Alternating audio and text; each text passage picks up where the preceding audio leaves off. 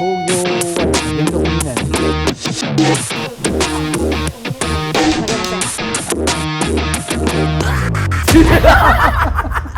まさかの思うか。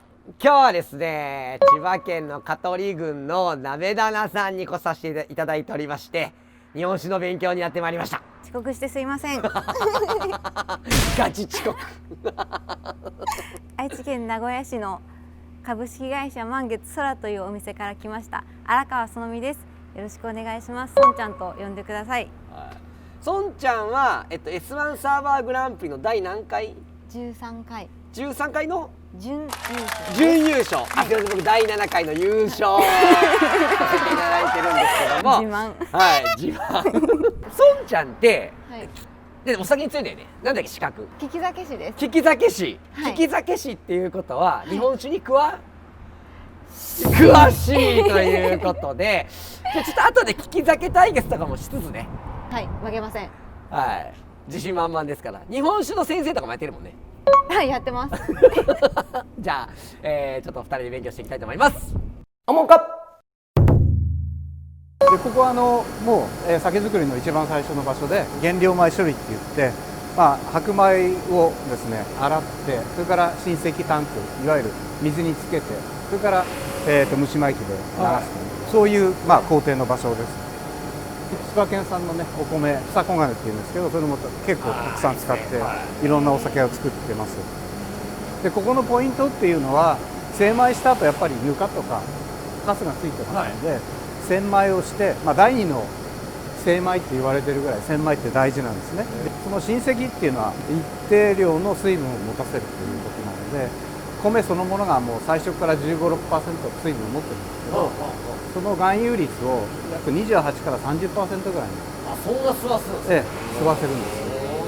それから蒸し米にかけていって、最終的に 38% ぐらい蒸し米にするっていうのが理想的で、水分をうまくやらないと、蒸し米もうまく上がらないですし、それからその次の工程の麹、一番大切なのは麹だって我々は思ってますから、麹の工程をちゃんと進めるためにはここが一番しっかりしてないといけないっていう、秒単位で一応管理して、そういう細かい作業もここではやります。だいたい104度の蒸気が出てます。すごい。めちゃくちゃ熱い。蒸し米食べてみます。あ、ぜひぜひ。うわ、すごい。硬い。なんかどうですか？歯ごたえありますね。ありますよね。思ったよりも。外交内軟って言って、おこわと一緒で外は硬く、中は柔らかく。そうですね。それが理想なんです。なぜかというと、先ほど説明しましたけど、麹が中に入りやすいように中を柔らかくしてる。弾力性はね、噛むと弾力あります。あ、すごいいい香り。いい香り。すごいいい香りする。お酒の香りって感じ。お酒作りが始まるとね、いろんな香りが出てきますんで。すごい。わかります深見さん、この香り。わかんないですよね。深見さんにはまだ。いい感じですね。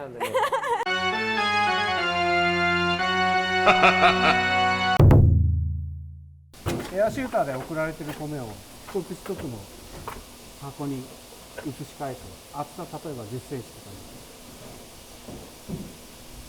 蒸した米を均一に並べて、麹を振る。なんか炊きたてのお米みたいな、すごいいい匂いがします。炊きたての米やろ。すごい、これ普段こんなとこ見えないですね。もう特別に。初めて見ました。どうぞどうぞ。さっき麹風呂でね、上で24時間、でまずそこで、最初は発芽をさせるんですね。麹菌が中に入り込むように、外側は水分を取ってやると、麹菌は水分を求めて内側に食い込んでいくわけですね。その後下へ持っていって、そこからまた中へ食い込ませる、そういう工程になっています。で48時間後に出麹って言いまして、麹ができてきます。それで今ここにいるのは、我々がここにいますのは酒母室って言って、酒の母。酒母。いわゆるもうこれの発酵のスターターの場所ですね。でこちらのタンク、知ってるよ。俺2回目だもん。2回目だもん。まあここのタンクずらっと並んでますけど、これは一つ一つ主母ですね。これなんかもうね始まったばっかりですね。まず最初に麹、それから蒸し米、お水、それから乳酸を加えて、それと酵母、麹菌の甘さを、酵母が食べてアルコールに変えていくわけですけども、ここで約2週間ですね、温めたり冷ましたり、ちょっと麹をいじめたり、こう甘やかさせたりして、こうだんだん酵母を増やしていきます。飴とムチですね。で今これ炊きっつって氷入れて冷やしてますけど、そのうちに下に電灯をつけてやって温めたりとかですね、それをこう繰り返ししながら酵母をこうだんだん増やしていくと。でこれはまだ始まったばっかりですけど、だいぶ発酵してます。おお、本当だ、全然違う。ちょっと香り嗅いでみてください。香りがいい。香りがいい。甘酒みたいな匂いしますね。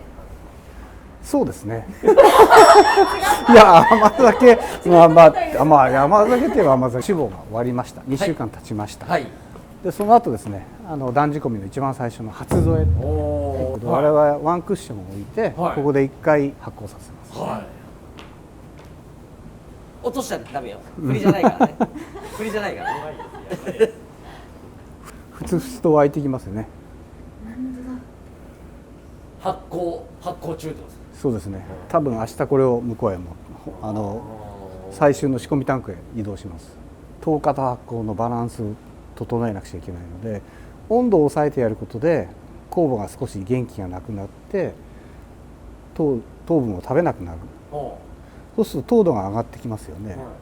でまた糖度が上がってきた時に酵母が食べて今度アルコールに変えていくわけですよね。だからこの糖化と発酵のバランスをすごくうまくやっていかないと、例えば糖化だけが先行しちゃうと甘い酒になっちゃうし、発酵だけが先行すると薄っぺらな酒になってしまうということで、そこが温度コントロールしかないので、結構機械に頼る部分が多いですね。ここが最終的な仕込みタンクですね。3列に分かれてて約30本、10本ずつ3列に分かれて、でこれで週に4本ずつここで仕込んでいきます。ピーク時は多分ほぼいろんなところが満杯になってて、大体3週間から4週間かけて最終的に酒になるわけですけども、1タンクどれぐらい入ってるんですか。これは真ん中が6000リッター、両脇が8000リッター頭気をつけてください。すごい量やろ。おお、すごい。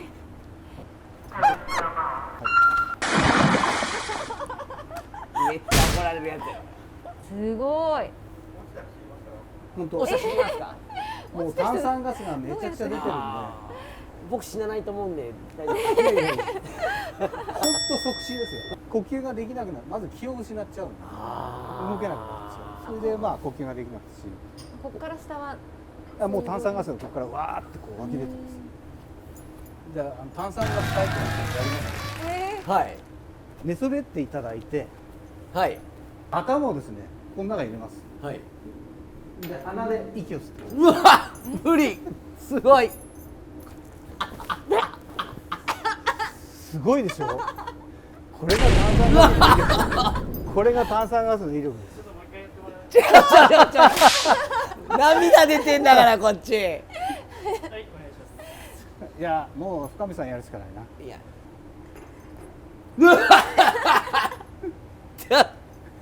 強烈ですよね。これなんでこうなるの。それ涙出てきました本当に。はい。酸素がないってことです。酸素ないです。涙まるっきりないです。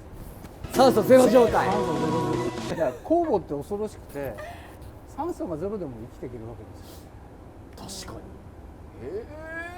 でもアルコールに弱いんですよ結局。自分たちは糖分を食べて麹を食べて、炭酸ガスとそれからアルコール変えてきますよね。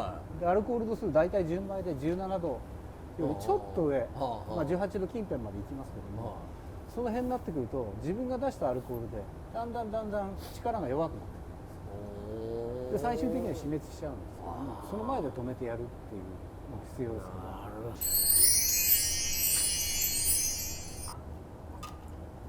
うっす。もう出来たて。そうですね。これ透明仕込み13日だからまだ1週間ですか。一週間あと、まだもうちょっとあと2週間ぐらい引っ張りますけど、あと2週間、だからアルコールが多分12%はそのくらいだと思います。まだ米めっちゃ残ってます。そうですそうです。もう止めたばっかりですかうまいぞ。いただきます。ら。どうぞどうぞ。十分。いけますか。はい、十分いけます。すごいつるつ炭酸ガスるですね。つぶつぶですね。つぶつぶまだ全然溶けてない状態で。すごく甘くて飲みやすいですね。下の方に突っ込んで、はい。10だとしたら 8の割合で引く。ほでこれを先端にほら近くなる。う。はい。これをね、そこでここの水面までは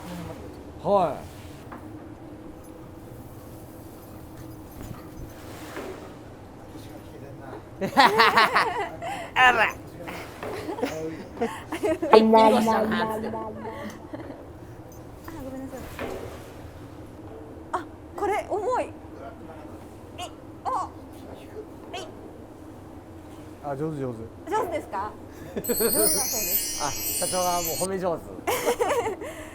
買い入れの機能というか必要な理由って何か。日本酒ってね、仮面発酵なんですよ。だから下で発酵が盛んにあってこう滞留してるんですけど、やっぱりアルコール度数もだんだん変わってくるし、1日に1回もしくは2回改良してその濃度を、均等にさせ、上と下の濃度を均等にさせるっていうのが買い入れの目的です。仕込みタンクで大体3時間から4時間、はいで酒になります、はい最終的にはアルコール純米で 17% ちょっとぐらいになります、はでそこで、絞る工程に入るんですけど、はいこれが絞り機、あー並列に2台並んでますけども、この一枚一枚がパネル状になってまして、はい中にこう木の枠があるんですけども、そこが8段階ぐらいに分かれてて、はで向こうからもろみを流してやるとここですね、い。はい。圧力かけてやると、はい酒は向こうに流れて、はい。この枠の中に酒粕がたまるんです。はあ。 6時間から8時間ぐらいで絞ります。それもプレスが強い弱いもなんかまた味のありますね変化が。はいあんまりかけちゃうといろんなやっぱりそのぬかまだ残ってる米だとか、中からまたエキスが出たりだとか、だからあんまりかけない方がかけない方がマいい。イルドな酒になるんですけども、そこで昔ながらのつる絞り、おお。うちもやってますけど、はい。こちらなんですけど、ここでですね、ホースからもろみをこういう布の袋に一つ一つ取って紐で結わえて、ここに吊るしていくんですね。ここに多分そのもろみが40本50本がある。そうするとその先から先がこうポタポタ出てくるんですよ。はいそれを集めたのがうちの吊るし絞り、いわゆる雫酒ってやつですよ。大吟醸とか鑑評会の酒にはそれよく使う手法なんですけども、うちは通常商品でそれを出してますが、うわすごい。勉強になります。勉強になります。思うか思うか工場を勉強させていただいて、そして作ってらっしゃる日本酒をこれからちょっと実際に飲ませていただいて、勉強していきたいなと思うんですけど、利き酒師なんでよろしくお願いします。対決していきたいと思いますので、それでは社長よろしくお願いします。よろしくお願いします。じゃあまずこちらの商品の説明からお願いします。はい、不動冷やおろし純米吟醸生詰め原酒となります。冷やおろしっていうのは、冬場に作ったお酒を1回、タンクに火入れ殺菌した状態で保存します。それで取り出した時にそのまんま生のまんま詰めちゃう。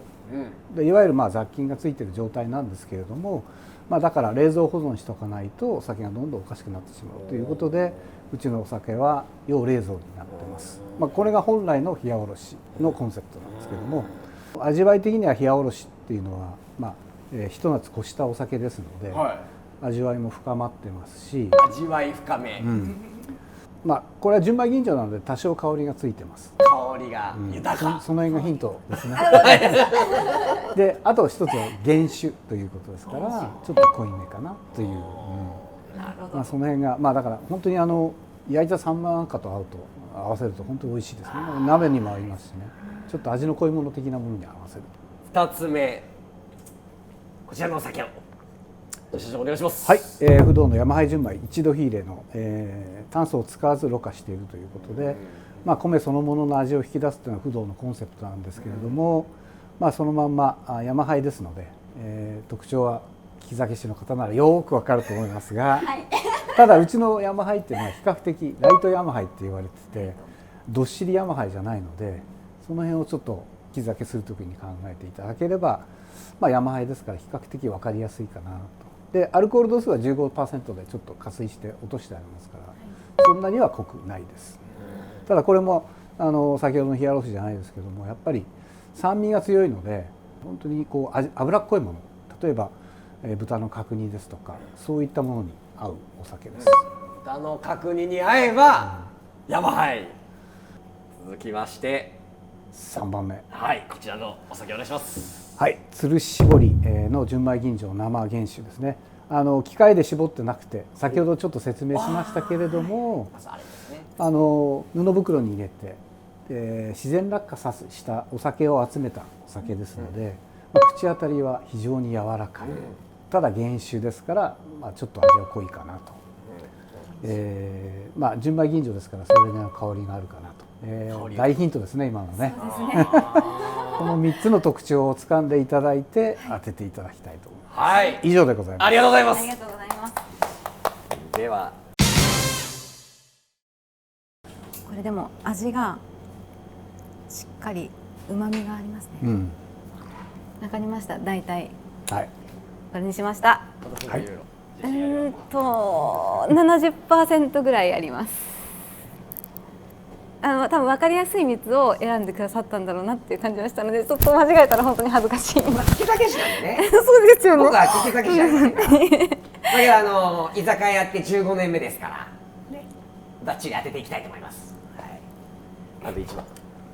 まずねこういうのはね、色を見るんですよ。お心地よい広がりがね。決めてたやつ。決めてたやつって言うな。練習してたやつ。練習してたやつって言うな。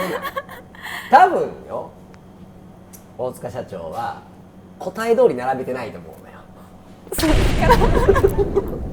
OK です。僕の正解はこれです。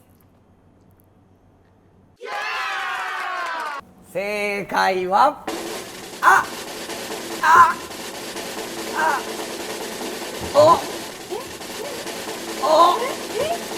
テレビであるじゃないですか、ぐるぐる回り。演出。正解はこれです。惜しいな俺。あれあったんじゃん。1番、2番、3番。そうです。わかんないですよね。深見さんにはまだ。まさかの利き酒師、利き酒できず。おか。456。ちょっと出番なくても大丈夫でした。これがつるし絞りですか。そうです。めっちゃおもろいな。全部外したっておもろいな。美味しいな。もうか。じゃがっかりして。外してへこんでます。ちょっと外して、はい。ちょっと元気に。はい。おもが。じゃさっきね、外してちょっとガチへこみしとるよな。ちょっと落胆しちゃったんですよね。ちょっと免許剥奪かな。いやいや、僕酒ディプロマ持ってますけど、僕でもわかんないですから。そうですよね。それぐらい難しかったってことですよね。難しかったです。本当に。人柄あふれる社長のもありがたいですね、本当に。まずそもそも鍋奈良さんご創業何年？元禄2年って1689年ですね。今から333年前。333。すごい長い。まあそれは来年333年目になるので、ちょっと記念誌を作ろうかなとは思ってるんですけど、やっぱ333三つ揃えなんで。はい。社長で何代目の当主になるんですか？俗に19代目っていう。19代。すごい歴史。でもね、歴史だけじゃ食べていけないんで、本当に大変です。今千葉県ではもう一番大きな酒蔵。まあ地酒的には作ってる量は比較的ね多いと思いますけど、社長がその酒造りで一番大事にしてることってどんなことですか？素敵な質問。それね酒造りって本当にチームワークがないとできないんですよね。